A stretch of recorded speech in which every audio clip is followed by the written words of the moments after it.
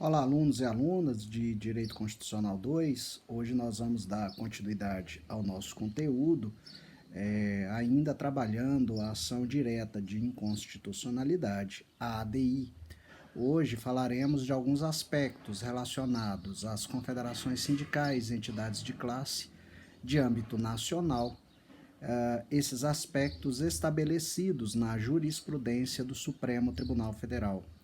Nós vimos então no nosso último vídeo que as confederações sindicais e entidades de classe de âmbito nacional são uma dessas legitimadas ativas em que o Supremo Tribunal Federal exige a pertinência temática. Mas, além disso, o Supremo construiu uma série de exigências para essas entidades. Então, nós vamos aqui trabalhar essas exigências no vídeo de hoje.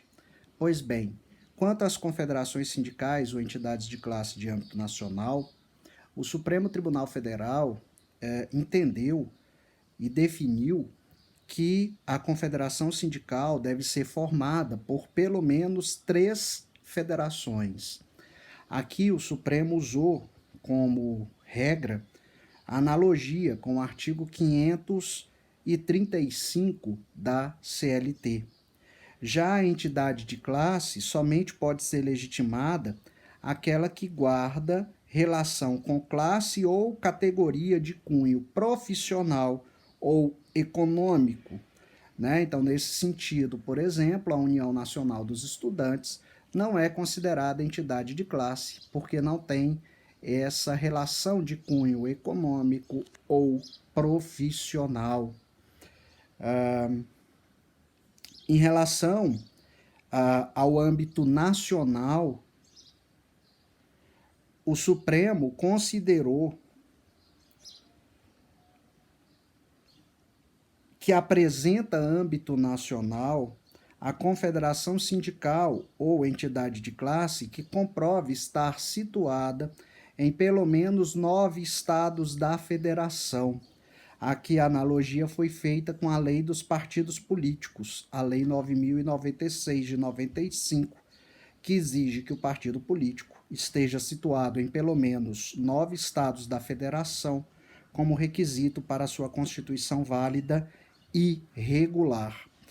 Até 2004, o STF entendia que as associações de associações, ou seja, associações que congregassem pessoas jurídicas, não formavam classe alguma e por isso não preenchiam o requisito necessário a figurar no polo ativo da ADIM.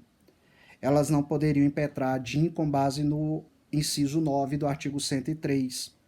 No entanto, a partir do julgamento do agravo regimental oposto pela FENACA, a Federação Nacional das Associações dos Produtores de Cachaça de Alambique, contra a decisão monocrática do relator da ADIM 3153-8, que determinara a extinção do processo sem julgamento de mérito por ilegitimidade ativa, ocorrida em 12 de agosto de 2004, o STF muda o entendimento e passa a conferir legitimidade ativa para as associações de associações.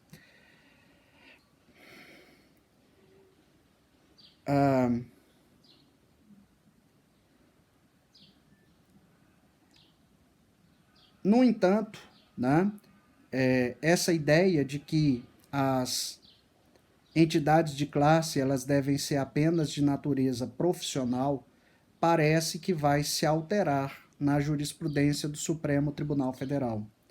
Isso porque no dia 1º de agosto de 2018, o ministro Luiz Roberto Barroso, em decisão monocrática, decidiu contra a jurisprudência consolidada do STF, entendendo que a Associação Brasileira de Gays, Lésbicas e Transgêneros, a ABGLT, teria legitimidade para a proposição de uma ADPF para a defesa dos direitos dos seus associados.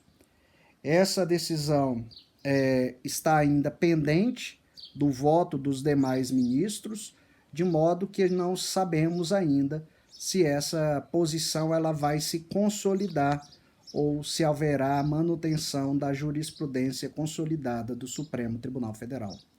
Então é isso, pessoal, e nos vemos no nosso próximo vídeo. Até lá.